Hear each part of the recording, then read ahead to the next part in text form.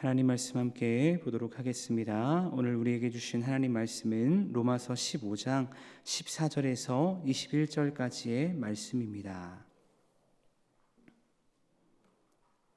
로마서 15장 14절에서 21절까지 말씀 함께 봉독하겠습니다. 내 형제들아, 너희가 스스로 선함이 가득하고 모든 지식이 차서 능히 서로 권하는 자임을 나도 확신하노라. 그러나 내가 너희로 다시 생각나게 하려고 하나님께서 내게 주신 은혜로 말미암아 더욱 담대히 대략 너희에게 썼노니, 이 은혜는 곧 나로 이방인을 위하여 그리스도 예수의 일꾼이 되어 하나님의 복음의 제사장 직분을 하게 하사 이방인을 제물로 드리는 것이 성령 안에서 거룩하게 되어 받으실 만하게 하려 하심이라. 그러므로 내가 그리스도 예수 안에서 하나님의 일에 대하여 자랑하는 것이 있거니와, 그리스도께서 이방인들을 순종하게 하기 위하여 나를 통하여 역사하신 것 외에는 내가 감히 말하지 아니하노라. 그 일은 말과 행위로 표적과 기사의 능력으로 성령의 능력으로 이루어졌으며, 그리하여 내가 예루살렘으로부터 두루 행하여 일루리곤까지 그리스도의 복음을 편만하게 전하였노라. 또 내가 그리스도의 이름을 부르는 곳에는 복음을 전하지 않기를 힘썼노니, 이는 남의 터 위에 건축하지 아니하려 함이라. 기록된 바 주의 소식을 받지 못한 자들이 볼 것이요 듣지 못한 자들이 깨달으리라 함과 같으니라. 아멘. 우리 함께 말씀 나누도록 하겠습니다. 오늘 말씀을 보면 바울은 이제 로마서를 마무리하면서 자신이 로마 교회에 편지를 쓰게 된 진짜 이유와 목적을 소개를 하고 있습니다. 사실 앞선 로마서의 말씀들은 유대인 그리스도인들이나 이방인 그리스도인들 그 누구에게나 부담이 되는 말씀, 그리고 어찌 보면 좀 기분이 나쁜 말씀으로도 들려질 수 있었을 것입니다. 더군다나 로마 교회 사람들과 바울은 만나본 적도 없는, 일면식도 없는 사람 아닙니까? 그러니까 로마 교회 사람들 입장에서는 이런 생각을 할 수 있을 것 같아요. 아니, 바울이 아무리 대단한 사람이라 할지라도 우리를 잘 알지 못하면서도 우리에 대해서 이렇게 함부로 판단하며 우리에 대해 이렇게 이야기할 수 있는 것인가 라고 생각을 하면서 바울에 대한 부정적인 시각을 가질 수도 있지 않을까라는 생각을 하게 되었습니다. 근데 여러분, 바울은 앞선 말씀들을 로마 교회 성도들에게 전할 때 확신이 있었는 줄로 믿습니다. 왜냐하면 바울은 로마 교회 성도들이 별 볼 일 없는, 이 말씀을 듣지 못할 그런 자들이 아니라는 마음을 분명히 갖고 있었기 때문입니다. 그렇다면 바울은 무엇을 확신하고 있었을까? 오늘 14절 말씀 보니까 바울이 이렇게 말씀하고 있습니다. 내 형제들아, 너희가 스스로 선함이 가득하고 모든 지식이 차서 능히 서로 권하는 자임을 나도 확신하노라 라고 말씀하고 있습니다. 바울의 확신은 세 가지였습니다. 선함이 가득하다, 또 지식이 넘친다, 그리고 서로 권하는 자이다 라는 이 세 가지 확신이 내가 너희를 향한 확신이다 라고 바울이 말하고 있다는 것이죠. 근데 여기서 우리는 이런 질문을 할 수 있죠. 아니, 이렇게 선함이 가득하고 하나님에 대한 지식이 넘치고 서로 권하는 자인데 로마 교회 성도들 가운데, 로마 교회 가운데 왜 이런 갈등의 문제들이 왜 생기는가 라는 그런 질문을 할 수 있다는 것입니다. 여러분, 왜 그럴까요? 그 이유는 본래 로마 교회 성도들이 이렇게 하나님 안에서 은혜로 가득했던 사람들인데 상황과 환경 속에서 이 은혜를 잠시 잃어버리고 있었다는 것입니다. 그래서 바울은 이어진 15절 말씀을 통해서 내가 이렇게 너희를 확신하는데 그러나 라고 시작하면서 15절을 통해 이렇게 말씀하고 있습니다. 그러나 내가 너희로 다시 생각나게 하려고 하나님께서 내게 주신 은혜로 말미암아 더욱 담대히 대략 너희에게 썼노니 라고 말씀하고 있습니다. 무엇을 말씀하고 있습니까? 바울이 내가 로마서를 기록한 목적이 무엇이냐? 너희로 다시 생각나게 하기 위해서 이 말씀을 너희에게 썼고, 내게 주신 은혜를 더욱 담대히 대략 너희에게 썼다라고 바울은 말씀하고 있다는 것입니다.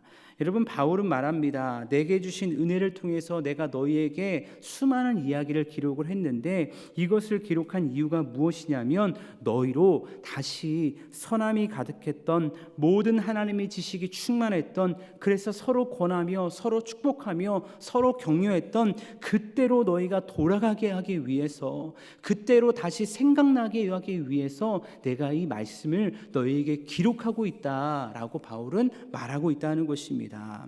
여러분, 다시라는 관용구가 이야기하는 것은 무엇일까요? 과거가 있다는 것입니다. 이전에 좋았던 때가 있다는 것입니다. 이전에 행복했던 때가 있다는 것입니다. 마찬가지입니다. 로마 교회 성도들이 이전에는 하나님의 은혜로 충만했는데 지금은 아니라는 거죠. 그래서 하나님의 은혜로 충만했던 그때로 너희가 다시 생각나고 회복하고 돌아가기를 원한다라고 바울이 말하고 있는 것입니다.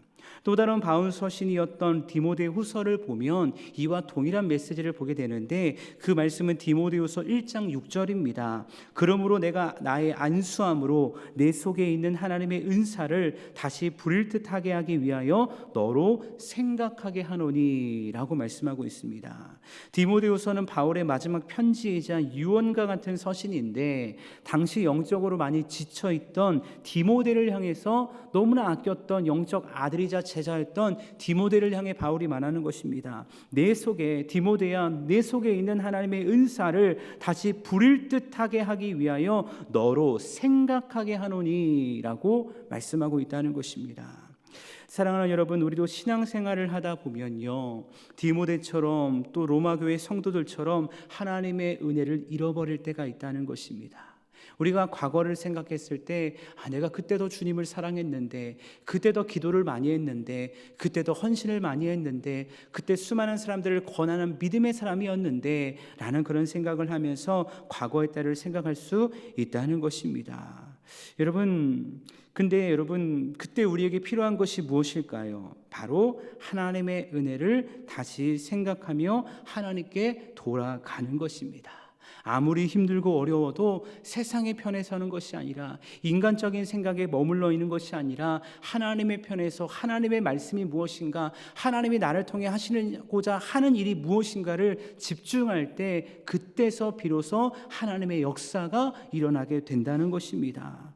그렇다면 여러분, 로마 교회, 특별히 로마서를 받고 있는 로마 교회가 왜 이 은혜를 다시 회복해야 할까요?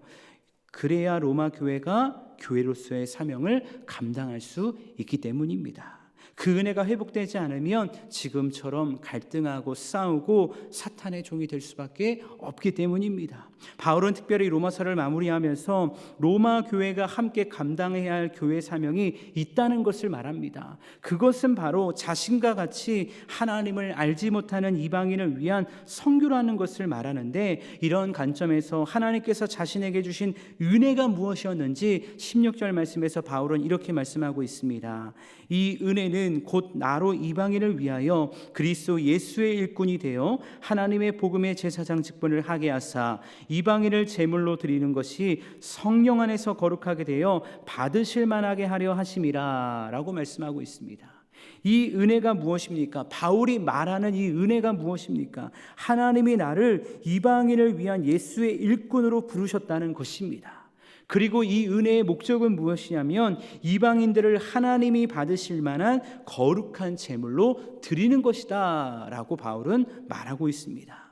그러면 여기서 말하는 제물이라는 것이 여러분, 구약시대처럼 피의 제물을 말하는 것일까요? 아닙니다. 바울은 앞서 로마서 12장을 통해 말했듯이 이 세대를 본받지 않고 오직 마음을 새롭게 함으로 변화를 받아 하나님의 선하시고 기뻐하시고 온전한 뜻이 무엇인지 분별하는 영적 예배자, 그렇게 우리의 몸을 하나님이 기뻐하시는 산 제물로 드리는 것을 의미하는 것입니다.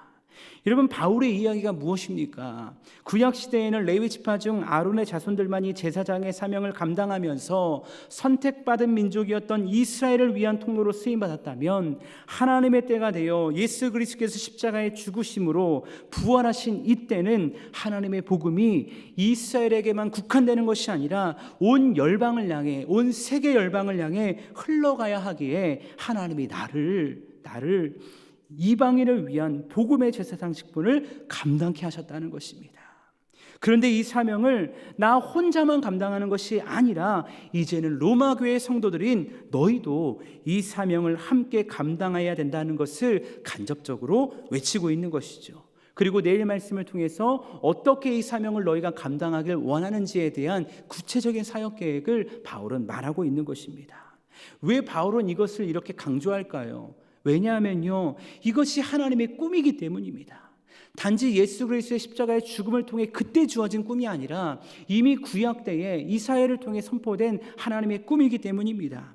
이사야 66장 19절 말씀 보니까 이런 말씀이 있습니다. 내가 그들 가운데서 징조를 세워서 그들 가운데서 도피한 자를 열어놔라. 곧 다시스와 뿔과 활을 당기는 룩과 및 두발과 야왕과 또 나의 명성을 듣지도 못하고 나의 영광을 보지도 못한 먼 섬들로 보내리니 그들이 나의 영광을 문 나라에 전파하리라 라고 말씀하고 있습니다.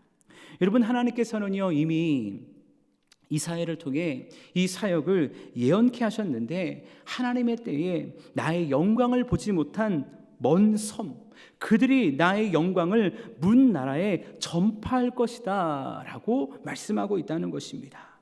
근데 방금 읽었던 말씀에 등장하는 다시스라는 곳이 어딘지 아십니까? 이곳은 바로요 바울이 그토록 가고자 했었던 당시의 서바나 스페인의 항구였습니다. 결국 하나님의 간절한 꿈이요 이미 오래전 이사야를 통해 선포되었는데 그 꿈이 바울에게 전달되었고 이제는 그 꿈이 로마 교회에도 열방을 향해 전달되어지고 있다는 것입니다.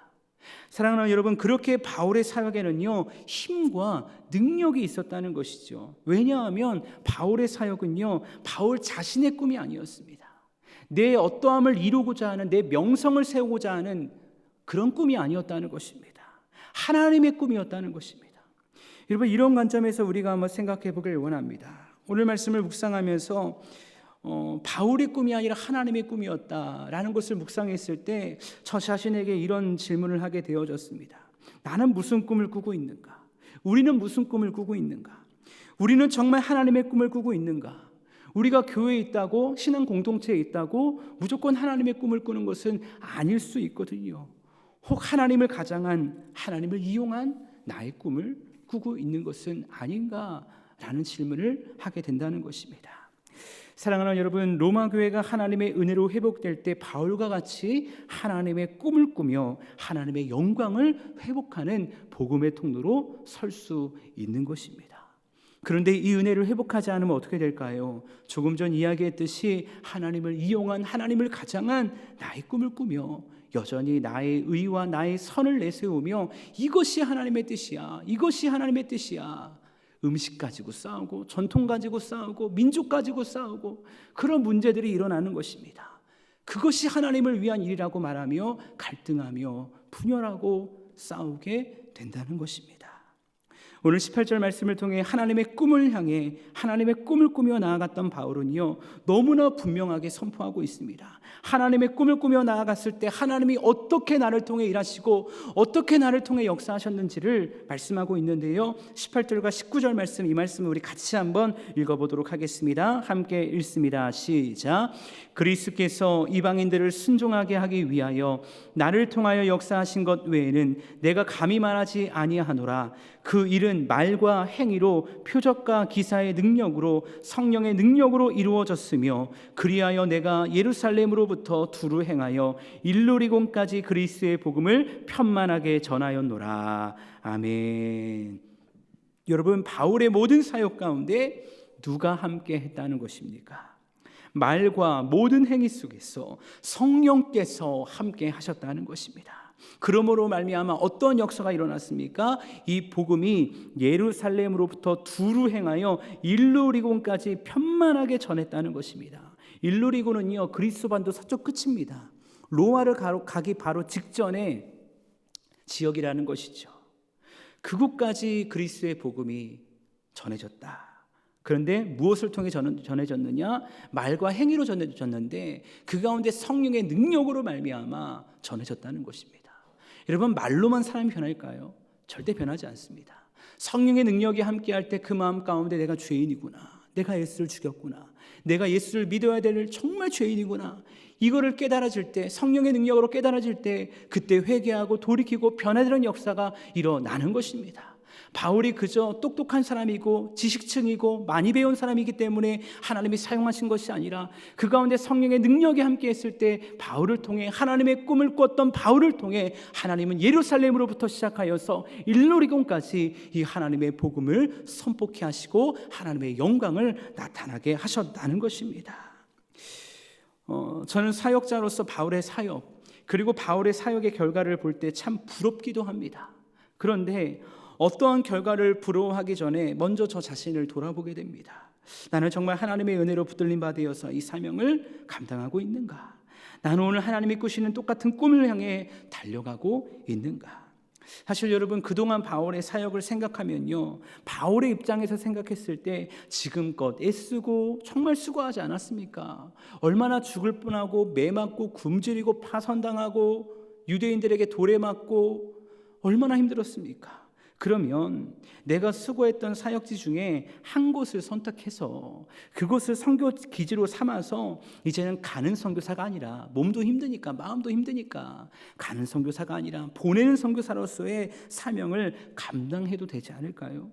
근데 바울은 그럴 수 없는 것입니다. 왜냐하면 바울의 마음에는요, 죽어가는 영혼을 향한 하나님의 마음, 여전히 세계 열방을 향한 하나님의 꿈이 바울 안에 막 움직이고 있기 때문입니다. 그러니까 가는 선교사로서, 보내는 선교사가 아니라 가는 선교사로서 이 하나님의 사명을 감당할 수밖에 없는 이 바울의 간절함을 우리가 보게 될 수 있다는 것입니다. 이런 관점에서 사랑하는 여러분, 오늘 우리의 마음에는요, 무엇이 가득합니까? 우리 마음에 하나님의 꿈이 있습니까? 우리 마음 가운데 하나님의 마음이 충만합니까? 소원하게는 우리의 마음에도요, 바울과 같이 하나님의 꿈이, 하나님의 마음이, 그 영혼을 향한 하나님의 그 간절함이 우리 안에도 충만할 수 있기를 주님의 이름으로 축복합니다. 특별히 우리가 순장으로 사명을 감당한다면 순원들을 향한 하나님의 마음이 가득해야 됩니다. 교구장으로 사명을 감당한다면 교구원들을 향한 하나님의 마음이 가득해야 됩니다. 교사로서의 사명을 감당한다면 우리에게 맡겨진 귀한 어린 영혼들을 향한 하나님의 마음이 가득해야 한다는 것입니다.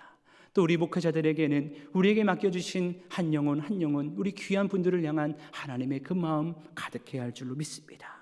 그리고 하나님의 마음을 가지고 나아갈 때 그 영혼의 회복을 꿈꾸는 복음의 통로가 돼야 할 줄로 믿습니다. 그리고 그러할 때 여러분의 말과 행위에 우리의 말과 행위로 끝나는 것이 아니라 성령께서 우리와 함께 하시는 놀라운 영광의 역사가 일어날 줄로 분명히 믿습니다.